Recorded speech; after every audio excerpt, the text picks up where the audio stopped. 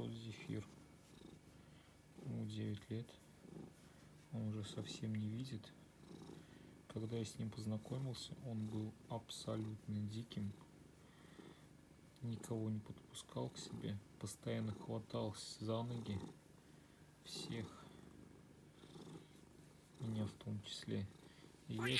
Вот так вот, да. И он с характером до сих пор остался. Если что-то ему не нравится, он обязательно вдарит.